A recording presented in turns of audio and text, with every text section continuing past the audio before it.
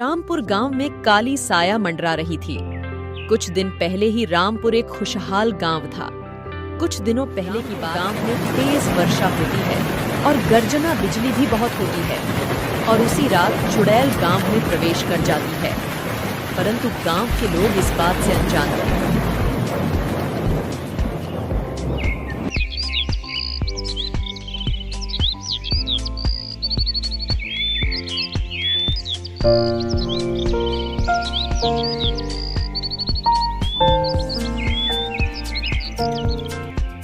अरे वाह!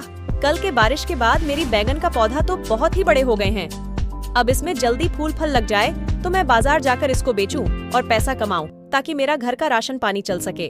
अरे वह, यह गांव तो बहुत ही अच्छा है। अब एक बार मैं यहाँ आ गई हूँ तो यहाँ से कहीं ना जाऊंगी। मैं इन लोगों को बेवकूफ बनाऊंगी और इनका शिकार करूंगी। मैं अपना रूप जल्दी ही बदल लेती हूँ इस गांव में रहने के लिए। अब मैं इन गांव वालों की तरह रूप बदलकर उनका शिकार करूंगी।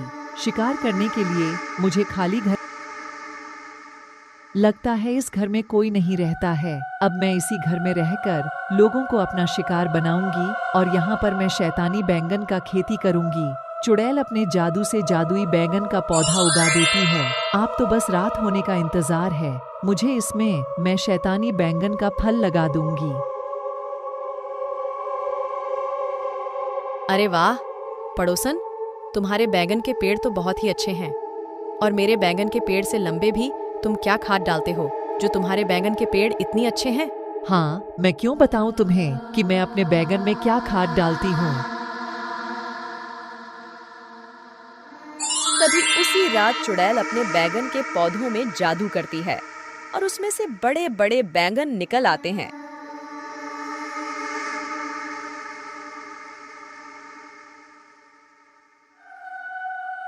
तभी उसी रात पड़ोसन चुपके से चुड़ैल के घर आती है।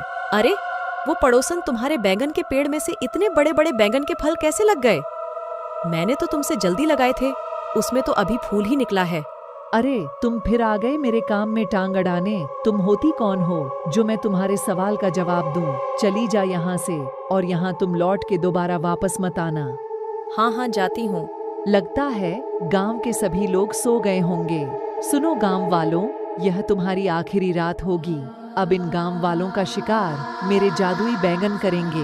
उठो मेरे जादुई बैंगन। लोगों को अपना शिकार बनाने गांव की ओर जाती है। तुम अपने प्यास तभी दो मिटाओ। भाई राम और वालों का श्याम खून वहां से पीकर। गुजर रहे होते हैं और सामने से आती हुई जादुई बैंगनों को देखकर डर के मारे भागने लग जाते हैं और पेड़ में जाकर बैठ जाते हैं किसी तरह अगनों से।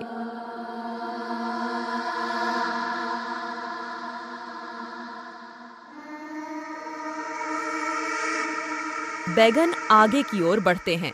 हरिया अपने चौराहे पर बैठा रहता है। भूतिया बैगन वहां पर आती है।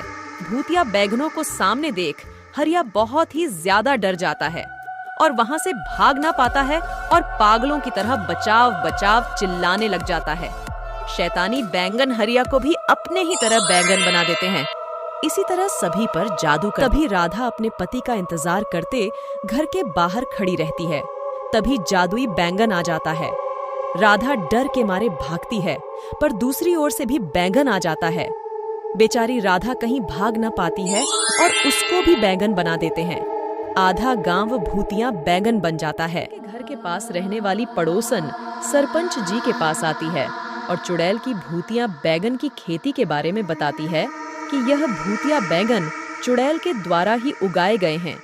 यह सब सुनकर सरपंच जी बहुत चिंतित हो जाते हैं और निर्णय लेते हैं और पड़ोसन को वहां पर ले जाने के लिए बोलते हैं और वहां पर सरपंच जी पहुंचते हैं तो जादुई बैंगन सोते रहते हैं और सरपंच उस जादुई बैंगनों पर ट्रैक्टर चलवा देते हैं और सारे बैंगन मर जाते हैं और वहां से गायब हो जाते हैं।